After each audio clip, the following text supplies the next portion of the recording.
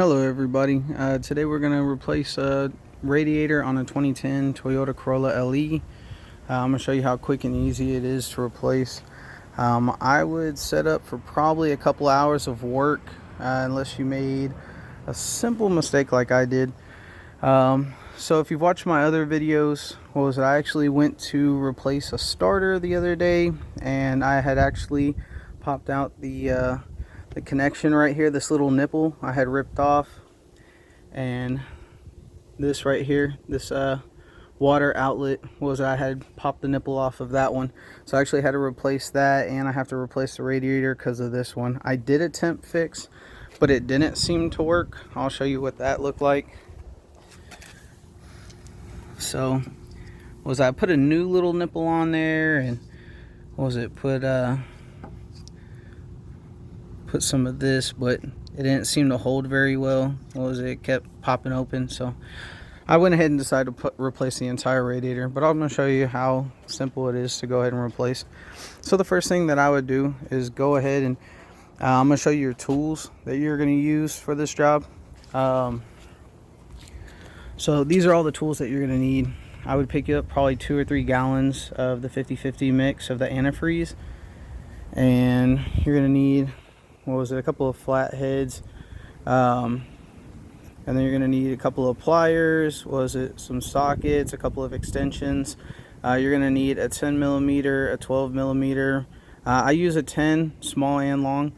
I would probably pick you up one of these connections right here, probably like 2 or 3 of them. Just because the radiator that I got, the nipples on them were actually larger, so we had to really shove the hoses on there, and then we had to use different clips because the original clips were for smaller hoses, or smaller nipples. And then I would probably pick you up at least maybe like 6 of these clips. You're probably going to break some of them off when pull them off. So, and I would get some of this grease. I'll put a note on the video later as far as which one it is. And that's going to be used for pushing the tubes back on for the bigger nipples. So the first thing that I would do on this job is go ahead and remove the battery. We're going to need the space. So you're going to use a 10 millimeter here and a 10 millimeter right here. Once you take this bolt off and loosen that nut, this piece is going to come off. And you're going to go ahead and loosen the 10 millimeter on the positive and the 10 millimeter on the negative, and then you could go ahead and remove your battery.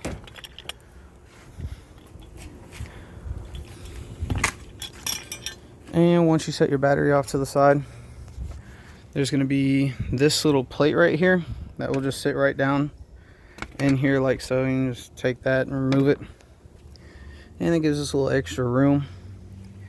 And what I actually decided to do was work on the bottom first before I jumped onto the top. So we'll do that real quick. So on the bottom, we're going to go ahead and we're going to remove these little splash guards. I only removed the front middle one and the left one. As far as the passenger side, I went ahead and left those on just because it wasn't really in the way.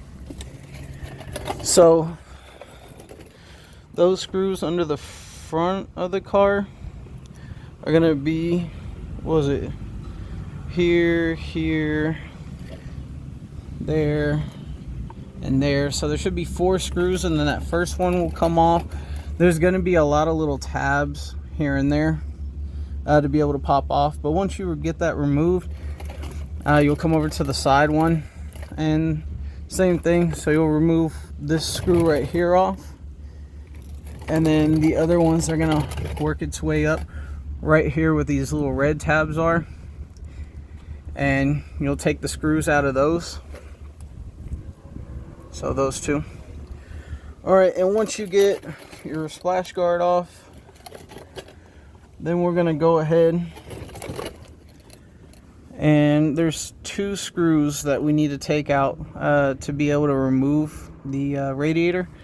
So these little nipples right here, you can take this piece and you can push it up, and you'll push it up out of the way, and then these nipples come out. You need to completely remove this side, the passenger side and the driver's side. Once you remove those, there's actually going to be a screw located probably just right above. So you're going to need to push it off to the side. Let me get this camera right. You're going to need to push it off to the side, and then you can go ahead and get to those bolts. They're just 10mm bolts.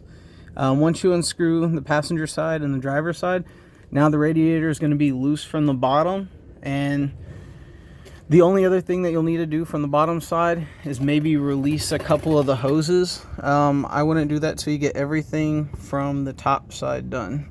So I'm going to show you how to remove all the bolts on the top side.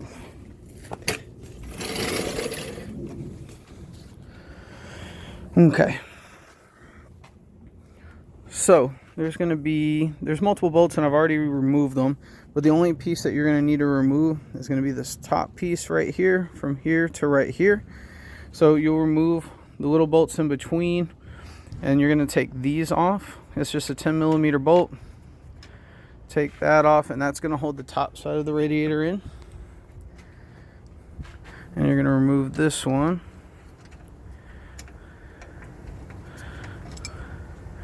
And we'll just set them up here, keep everything together. And once you remove those, those two, I think there's an additional one, so 1, 2 on the left side, 1, 2 on the right side. So once you've removed those, you're going to go ahead and you're going to move to where the light is, and there's going to be a little push tab right here. Mine actually broke off on this side, so there's not one.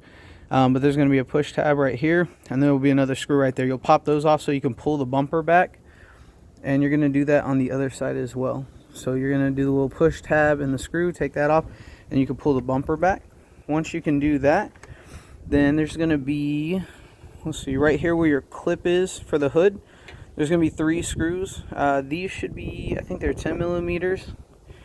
So you're going to hit 1, 2, and then 3.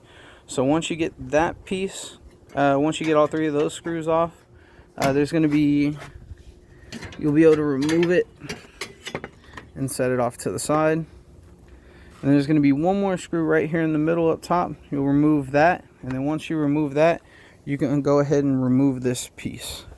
So this piece is going to come off.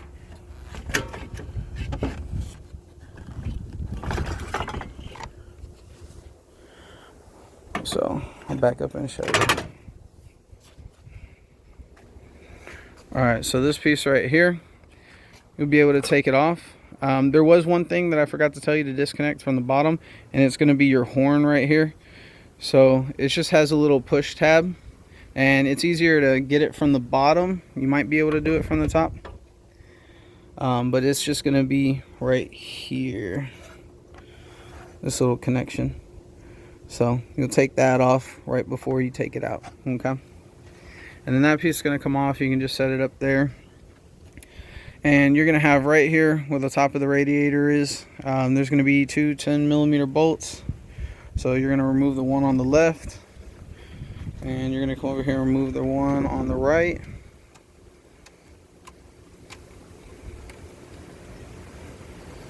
Just like that.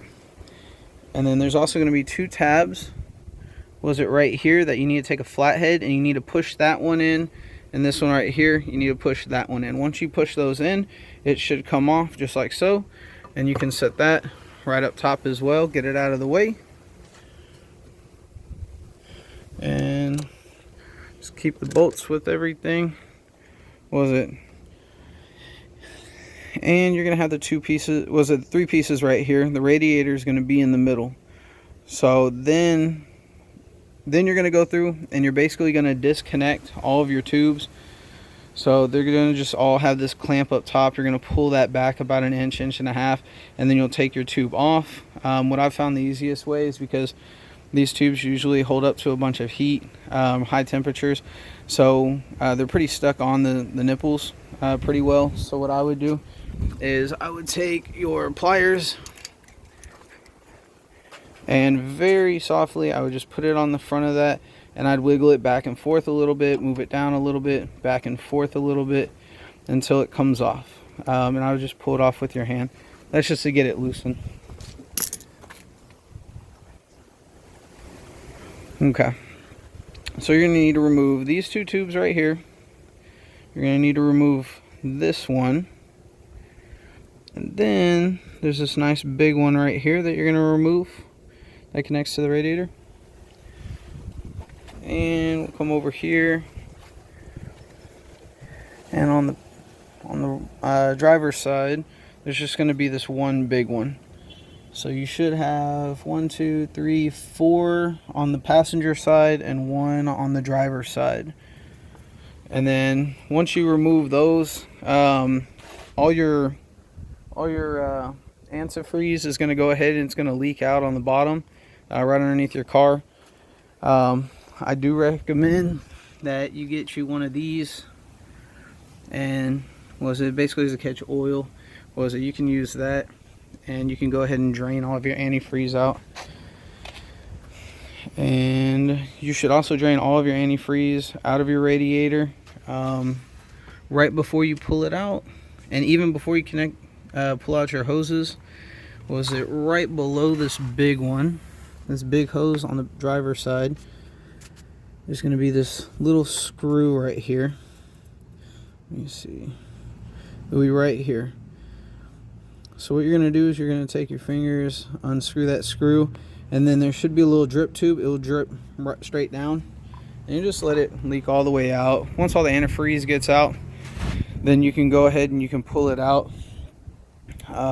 Pretty much you're just going to split these two. I feel that it's easier going out at an angle, so you'll pull it more towards the driver's side being pushed back, and the passenger side pushed more towards you. You'll pull it straight out.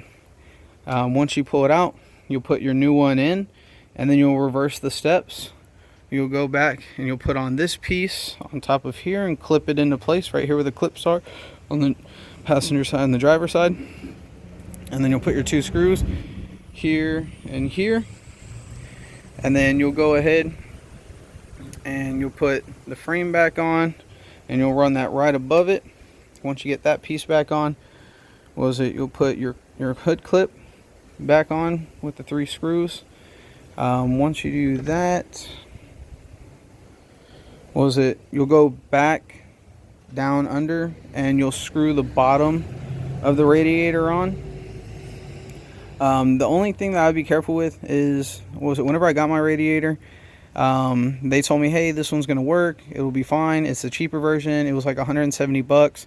I think the other one was like $250, maybe a little bit less. But they said that one's newer, one's a little bit older, but it will all work. And it does work. We squeezed the tubes on there, but the only problem was the nipples right here. These were the same, but these metal ones were all enlarged, so we really had to work the tubes on there. It was a little bit tough, and again, the original clips didn't work, so we had to use these style clips. So I don't recommend getting the cheaper one. Go ahead and spend the money and get the more expensive one. It'll save you some time and hassle. And also the bolts were kind of hard to get back on the bottom, if you could get them on at all, just because it didn't line up correctly. So I'd recommend go ahead and spending that money. So like I said, you go ahead and you put that piece on, you put that piece back on, and then once you get everything reconnected, you'll connect all of your hoses back. So you'll connect these 2 hoses up top, you'll connect this hose right here, and you'll reconnect the big hose right here. So you got 4 hoses, 1, 2, 3, 4 on this side, and you got 1 on the driver's side. Once you get all those reconnected, then you can go ahead and you can start filling with antifreeze. I recommend the 50-50. If you want to do the concentrate, you can, but you need to put the concentrate and fill it up with a 50% concentrate and 50% water, and that's just a hassle. Just get the 50-50, make your life easy. And then once you get this filled up all the way, you can go ahead and fill up your reservoir to full. After you're done with that, go ahead, reinstall your battery. Once you got your battery in, I would go ahead and turn your car on. Make sure everything's reconnected at this point. Turn your car on, and then go ahead and let the antifreeze run throughout the system. You will have air in your system, so what you're going to want to do is you're going to want to leave your cap off, and you're going to let your engine go ahead and heat up to where the line between cold and hot is supposed to be. Usually it's about the middle, or about 60% towards the hot.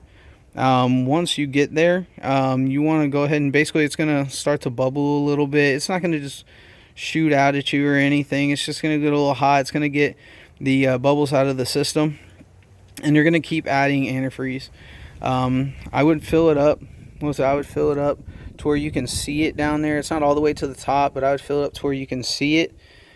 Make sure you do have the antifreeze before you turn the car on, or else it could mess up. Could overheat. And so basically you're gonna let all the bubbles out of the line. You're basically burping it. Once you do that, add a little antifreeze as you know it starts going down and starts cycling throughout the system. Add a little bit more, add a little bit more, and then once you pretty much get it topped off to where it's not going down anymore, then you can go ahead and you can put your top back on, and you want to go ahead and take it for a test spin and make sure that your reservoir is still full. If you take it for a test spin and it takes all of your antifreeze out of the reservoir, I would go ahead and fill it up with more antifreeze in the reservoir. Maybe put some more in here so that you're good, because you don't want your car to overheat. Other than that, you just got to put all your connecting pieces back on, just the opposite way that you took them off, and you should be set. Thanks for watching, and don't forget to like and subscribe. Thanks.